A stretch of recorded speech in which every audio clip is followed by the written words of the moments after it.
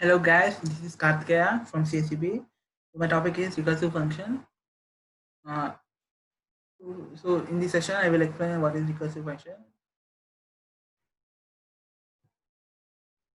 So what is recursive function? Recursive function is nothing but the function that calls itself during execution.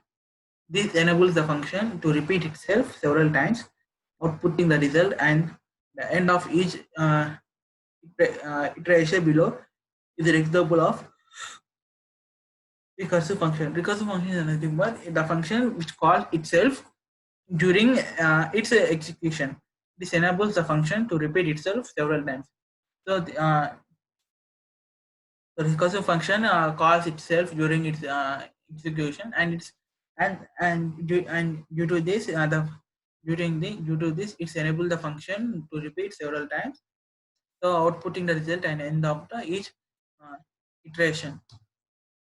So let us see the example of recursive function.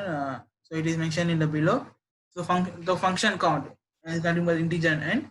If n greater than or equal to 0, return must be a positive integer. If n less than or less than 9, return counting completed. Else return count n plus 1 n function. The function count above use recursion to count from any number between 1 and 9 to the number 10. So let us see the example. Count number 1 would return 2, 3, 4, 5, 6, 7, 8, 9, 10. Count number 7 would return 8, 9, 10. The result could be used as a roundabout way to subtract the number from 10. Recursive functions are common in computer science because they allow programmers to write efficient programs using a minimal amount of code. The downside is that they can cause infinite loops and other accepted results if not written properly. For example, in the example above, the function is terminated in the number is 0 or less or greater than 9. If proper cases are not included in the function to stop the execution, the recursion will repeat forever, causing the programs crash or worse yet, hang the entire system. Using recursive algorithm, certain problems can be solved quite easily. Towers of Hanoi, TOH, is such programming exercise. Try to write iterative algorithm for Towers of Hanoi.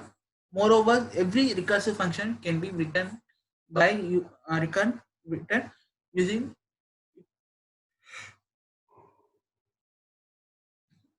iterative methods. Mathematically, recursion helps to solve few puzzles easily. For example, a routine interview question. In a party of n people, each person will shake her or his hand with each other person only once.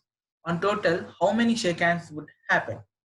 So here given that a party of n people, so n number of people were attended in a party. So each person will shake her his hand with each other once, only once. So so he is asking how many shake hands would happen in that party. So solution, it can be solved in different ways: graphs, recursion, etc. Let us see how recursively it can be solved. So they mentioned that there are n persons. Each person shake hand with each other only once. So that each in the n number of persons, each person shake hand with other only once. Only once.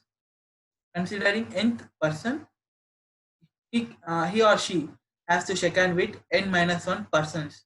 Now the problem reduced to small intents of n minus 1 persons.